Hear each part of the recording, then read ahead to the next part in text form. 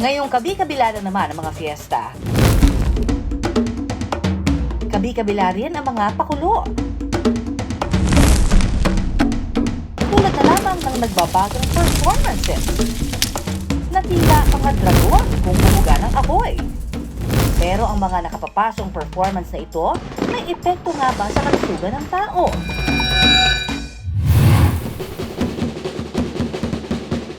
Ang 26 na taong gulang na si June de la Peña o mas kilala bilang Patricia, manadraguan kung rumampa. Ang pagbuga kasi ng apoy, sinisil na raw sa kanya. 10 taon na raw niya kasing ginagawa ang street dance habang bumubuga ng apoy gamit ang kerosene. May tumugtog po dito sa lugar namin, tapos po nung tumugtog po sila, nakita ko po, tapos nung nalaman ko po kung ano yung ginagawa, kikita rin po ng pera, sumama po ako. Sa bawat rampa sa fiesta, si Patricia, buwis buhay. At sa bawat pagbuga, literal daw na nakikipaglaro siya sa apoy. Bawal po siyang gawin ng hindi siya basta-basta. Kasi po pwede po may tendency pumunta sa yung apoy. Maano ka nung kerosene, masakit sa mukha. Alam daw ni Patricia na delikado ang kanyang trabaho.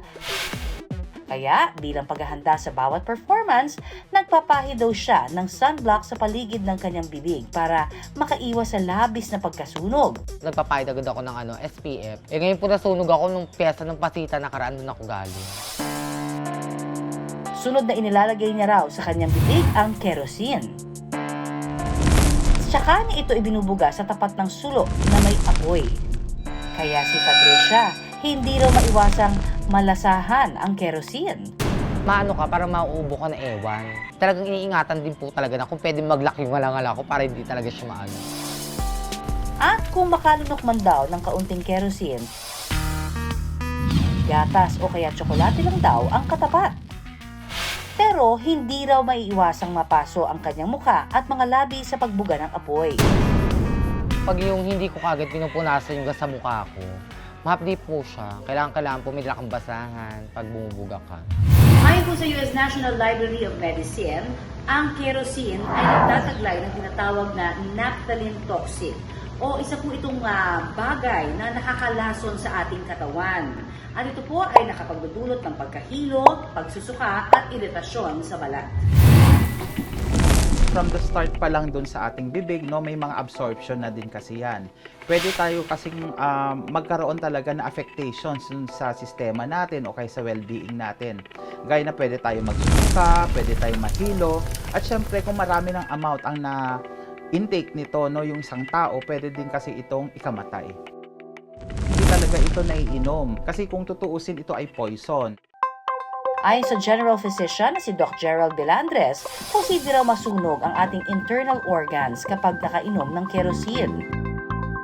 Ang problema kasi, ginagawa niyang dehydrated yung madadaanan niyang mga lining epithelium dun sa papunta dun sa pharynx natin, dun sa esophagus, down to our gastrointestinal tract. Once kasi na madaanan ito, pwede kasing itong mag-therapinize or masusunog. No? Once na masunog ito, syempre magkakaroon na talaga ng iba na yung sistema ng ating gastrointestinal tract.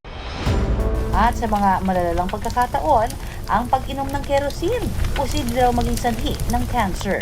Kung paulit-ulit na din ang ginagawa at practice mo talaga kasi skill mo nga ito, pwede nga magkaroon ng mga carcinogens or pwede kasing magkaroon ng cancer din dun sa ating mga lalamunan or gastrointestinal tract.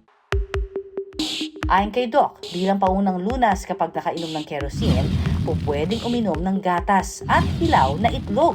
Pwede kasi itong makatulong dun sa absorption, dun sa taong nakainom ng mga ganitong mga chemical. Once kasi na nakainom ka nito at na-expose ito, at may mga nararamdaman na din talaga, importante pumunta talaga sa emergency room at sa hospital. Pero, bukod sa pag-inom ng kerosene, posible rin daw magkaroon ng first-degree burn kung saan ang unang layer lamang ng balat ang masusunog.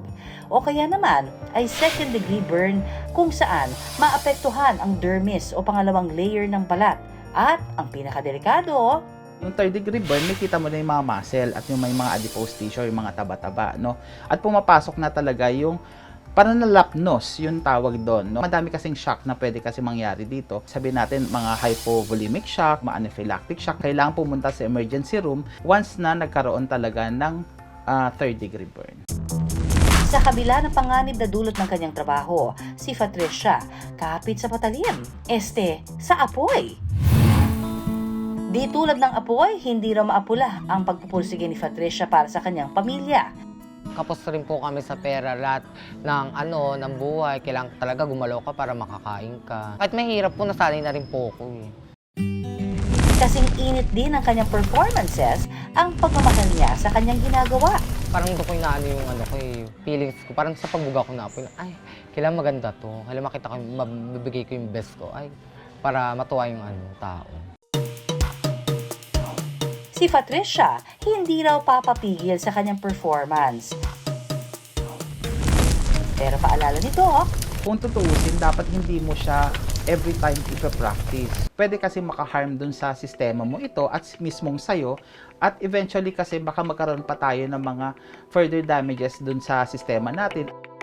Importante pa rin talaga yung mga mouthwashes, no? Ang gagawin mo kasi usually kasi na pagpe-prepare niyan is yung kailangan mo muna kasing i-moist yung area dun sa bibig mo, no? Once kasi na ma-moist, hindi kasi siya masyadong nagkakaroon ng interaction dun sa mismong chemical.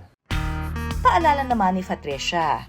Pagsasabihan ko lang po sila na huwag nila tutularan sa bahay nila, huwag nila gagawin, huwag nilang gagawing laro, yung pag di mo siya pinag-aralan, pwede may tendency ikapahamak mo. Delikado ang maglaro ng apoy, kaya't lubos na pag-iingat ang ating gawin. Dahil tulad ng apoy, ang ating kalusugan, posibleng mawala sa isang ihip ng hangin. Maraming salamat sa pagtutok sa Pinoy MD. Para po sa iba pang kaalaman tungkol sa ating kalusugan, mag-subscribe na sa GMA Public Affairs YouTube channel. And of course, don't forget to hit the bell button for our latest updates.